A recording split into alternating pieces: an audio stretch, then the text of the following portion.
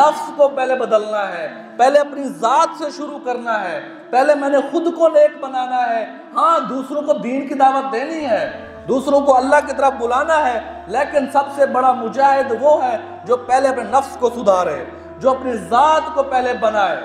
आज हम दूसरों को ऊपर तनकीद करते हैं, हर पूरी तबलीग दूसरों के ऊपर झाड़ते हैं, पूरी तबलीग हम दूसरों को समझाने पे लगा देते हैं। लेकिन अल्लाह क्या फरमाते हैं, या अय्युहल्लज़ीना आमनू लिमा तक़ूलूना मा ला तफ़अलून, जो तुम करते नहीं हो उसके बारे में तुम दावा करके फिर रहे हो, जो तुम्हारे अमल में नहीं है।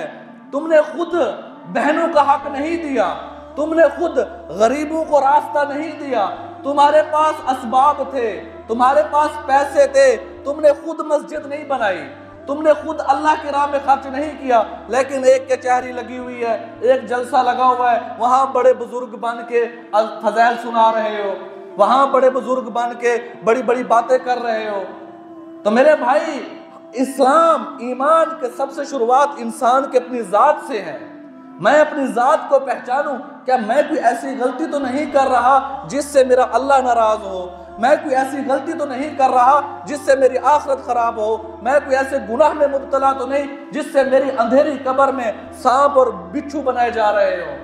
मेरे भाई, एक एक जर्रे के बारे में पूछा जाएगा, एक एक सांस के बारे में पूछा जाएगा। ये दावे झूठे नहीं हैं, ये दावे हक और सच हैं। मेरे अल्लाह ने कुरान में जो जो फरमा दिया वो सच है। युस्लिह लकुम आमालकुम व यगफिर लकुम ज़ुनूबकुम, अगर तुम सच्चे बनोगे, अल्लाह से डरोगे, तुम्हारा नफ्स सुधर जाएगा।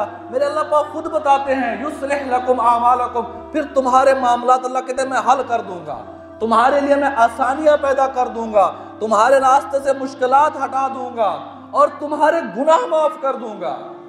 तुम्हें मैं ऐसे बना दूंगा जैसे एक नया बच्चा पैदा होता है।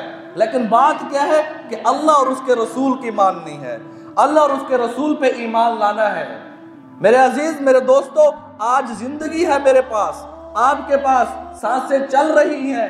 एक वक्त आएगा कि जब इंसान अपनी एड़ियां रगड़ रहा होगा, जब इंसान देखेगा कि फरिश्ते उतर रहे हैं। हाँ, अगर नेक होगा उसे अच्छे फरिश्ते नजर आएंगे, वो फरिश्ते एक खूबसूरत तश्त लेकर आएंगे जिसके ऊपर खूबसूरत कपड़ा होगा और उसकी रूह को उस कपड़े में लपेट कर जाएंगे, पूरे आलम में खुशबू फैल जाएगी।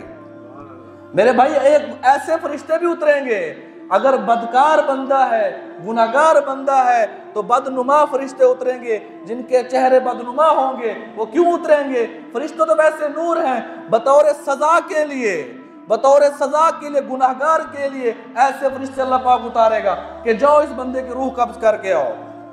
अगर नेक बंदा कब्र में जाता है, आके दो जहां ने इरशाद फरमाया, तो जमीन कहती है कि तू सबसे बड़ा अच्छा था, मुझे बहुत पसंद था, तेरे लिए मैं इंतजार कर रहा था, आ जाओ मेरे अंदर। ना किसी बच्चे को बचना है, कुल्लु नफ्सिन ज़ाइक़तुल मौत। इसका एक तर्जुमा उलमा करते हैं कि हर एक जी ने मरना है। तो मैं इसका तर्जुमा अपनी तरफ से ये करता हूँ, अल्लाह पाक माफ करे, कि अल्लाह के अलावा जो कुछ भी है सब ने खत्म होना है, सिर्फ अल्लाह को बका है। ना जिब्रील बचेगा, ना मीकाईल बचेगा, ना इसराफील बचेगा, ना इज़राइल बचेगा, कोई नहीं बचेगा इस दुनिया में सिवाय अल्लाह के। एक अल्लाह को बका है। ये सातों आसमान टूट जाएंगे, ये समंदरों के अंदर आग लग जाएगी, ये दरख्त खत्म हो जाएंगे, ये पहाड़ रोई की तरह उड़ा दिए जाएंगे। सिर्फ एक अल्लाह की जात है जिसको बका है। जमीन का मालिक अल्लाह है, आसमान का मालिक अल्लाह है, मेरे जिस्म का मालिक अल्लाह है। इन्नल्लाह इश्तरा मिनल मुअमिनीना अनफुसहुम व अमवालहुम बिअन्ना लहुमुल जन्ना। कुरान में अल्लाह पाक फरमाते हैं कि मैंने कलमा पढ़ने वालों को खरीद लिया है।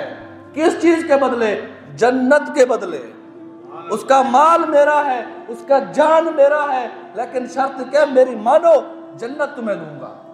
जन्नत कैसी? खूबसूरत जन्नत जिसमें नहरें, दूध की नहरें, शहद की नहरें, पानी ऐसा जो कभी बासी नहीं होगा, कभी उसका जायका नहीं बदलेगा, दूध कभी खराब नहीं होगा, शहद कभी खराब नहीं होगी।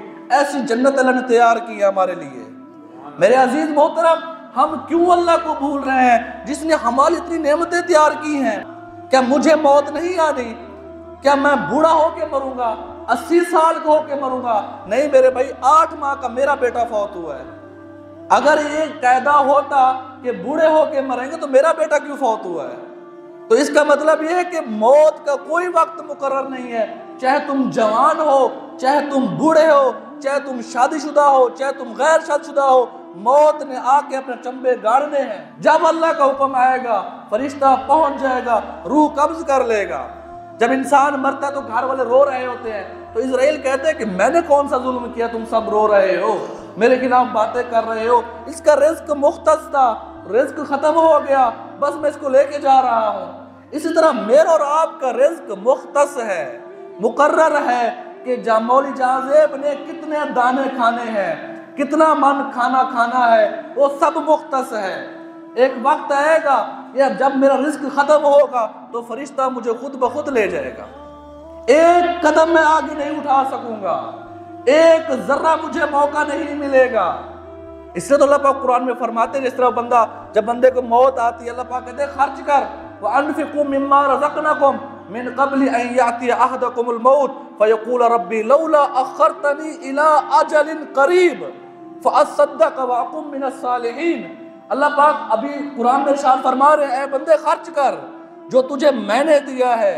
तुम्हारा कोई इल्म नहीं था, तुम्हारी कोई ताकत नहीं थी, तुम्हारी कोई डिग्री नहीं थी, जो तुझे मैंने अता किया उसमें से खर्च करो।